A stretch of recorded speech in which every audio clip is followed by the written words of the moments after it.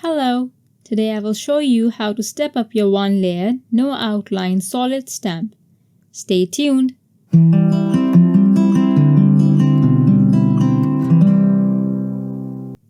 Hi there everyone, I'm Miriam Tasneem for Altenew, and today I wanted to do something a little different aside from coloring.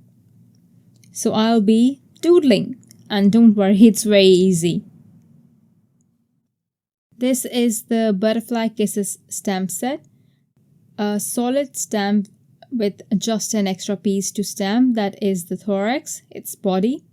This also has two sentiments, one is the main sentiment and other is the accompanying sentiment. The inks that I will be using today are Snapdragon and Sunray Die inks. For my project, I'll use this small piece of Crest solar white cardstock. I'll place the butterfly in my stamp positioner, and there's a reason I'm using a stamp positioner, and it is because I'll be ink shading my butterfly. I'll get to this in a bit. So first I'll use Sunray Dye Ink and completely cover the stamp. Now I'll apply the Snapdragon to the outer edges. Please note as I do this, and I know there are marks on the center where I didn't want them, so I'll take my very well used stamp cloth. Please don't judge me, it is clean, I swear it is clean. This is just because I use obsidian ink a lot and that has stained it. So I'll just gently bounce the cloth a little onto the center. I folded it to form a pointy tip so that it just removes the ink from the center. And then I'll take a blending tool and soften the edges. I usually do this with my finger. I don't usually use the blending tool, and I like the result better with my finger. I will show you that in a bit too. But I know a lot of people don't prefer to get their hands dirty, so I thought I'd share both ways, and since you already have a tool for it, so why not? And after stamping this is how it looks. If you want, you can stamp over it again. I won't do it as I'm happy with how it looks. Now I'll stamp the second butterfly using the Sunray Dye ink. By the way, this is totally up to you if you want the shading on the edges or at the center.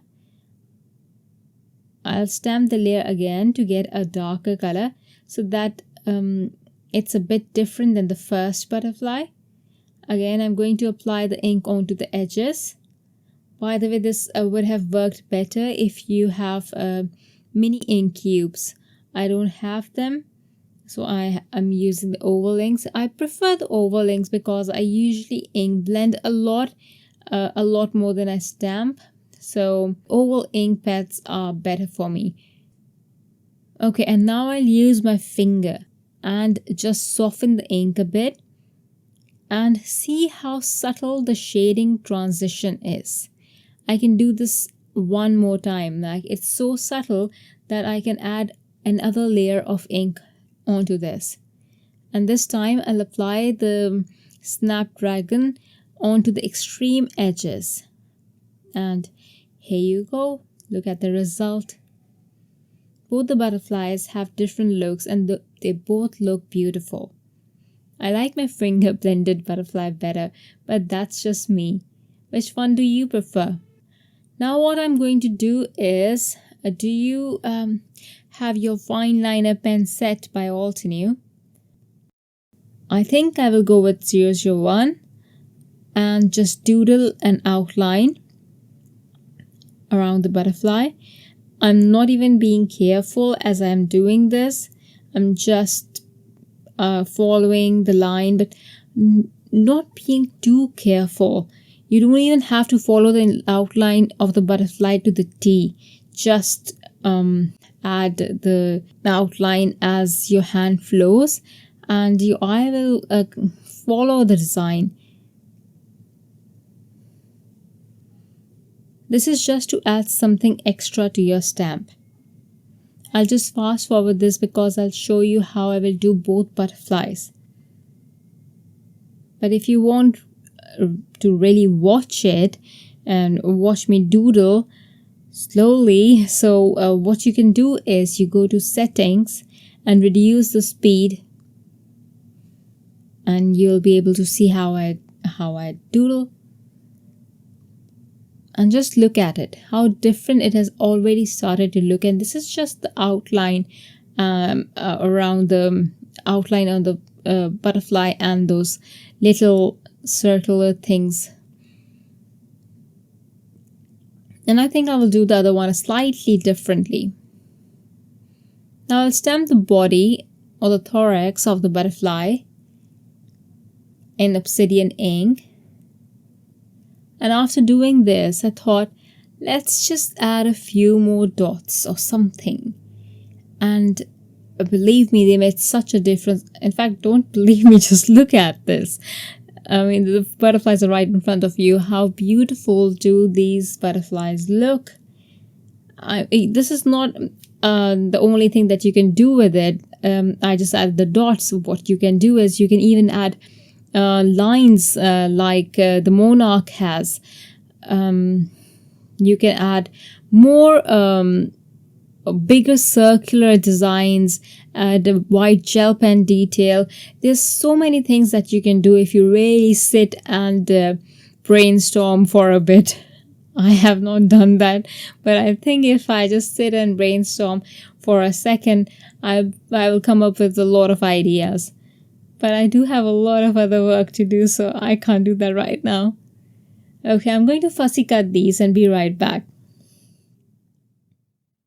My butterflies are fussy cut and I'll set them aside. I don't have the Altenew circle dies, those half-tone circle dies, that is. So I'll use a compass to draw my circle on Woodgrain Powder Cardstock.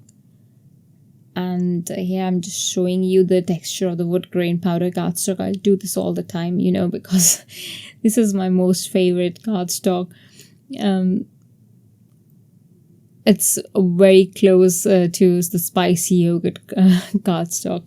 They're both of my very, very favorite cardstocks. And pale grey. Yes, that too.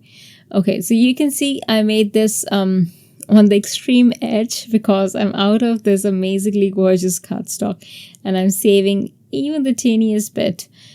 Now what I'll do is that I'll apply Espresso Dye Ink on this circle. I'll just apply the ink directly from the ink pad and it will turn into this gorgeous grungy wood grain pattern. You can even use this as is if you want to, or do what I will do. I will use an ink blending tool and then start blending that ink into the crevices. There's already ink on the ridges of the wood grain pattern, so you don't have to apply too much ink onto the blending tool.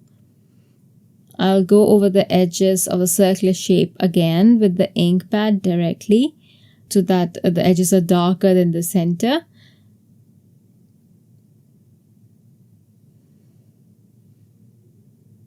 Just remember to go over the edges in a circular motion so that you get lesser of those marks from the edges of the cube. Then take the blending tool again, but this time only blend the ink pad lines that are in the center. Don't touch the edges, don't ink blend the edges, let the edges be dark and just go over the center of the circle as softly as you can. Now, as soon as you are done, go over the shape with a heat tool so that the ink sets. Because it's not as sturdy, I'll layer this up on a spare piece of cardstock. And since I'm using a white cardstock, I'll make sure the white doesn't show. For that, either you cut the white circle a tad smaller than the brown one, or I'll use the blending tool and use the leftover ink on the palette and apply it on the white circle. And I will also use the ink pad to cover the edges by running them onto the ink pad or vice versa. On cream colored cardstock, this is going to be my card front. I'll apply the leftover ink as lightly as I can because this is the darkest espresso ink, so I'll be very gentle. Now I'll add black paint splatters onto my card front. Then adhere the circular element with foam tape. And just before doing, I almost adhered this onto the front panel, but then realized that I had to distress the edges with the Tim Holtz scissor that I love to do, the distressing of edges, I mean. And you have watched me do this several times before too. If you want to skip this step, please go ahead and skip it. But I love to do this, so I will definitely add this.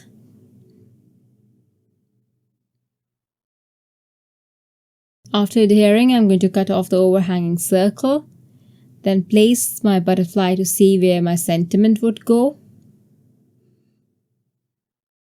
At this point, I felt as if I was missing something, so I die cut the Burlap Texture Die and I ink it up a bit to match the cardstock a little bit, and then I cut it a lot. I altered it a lot because I just need tiny pieces peeking from behind the circle. And then I adhered it behind my circle with the Altenew glue tape because I wasn't sure if I need to stick this permanently or if I wanted to just take it off. So I just used that tape and did not press it very firmly. And I'll add some on the other corner as well and on the right edge just to complement the design, balance it a little bit. These things come to me from my mixed media work. I used to tuck and trim a lot of dies like this.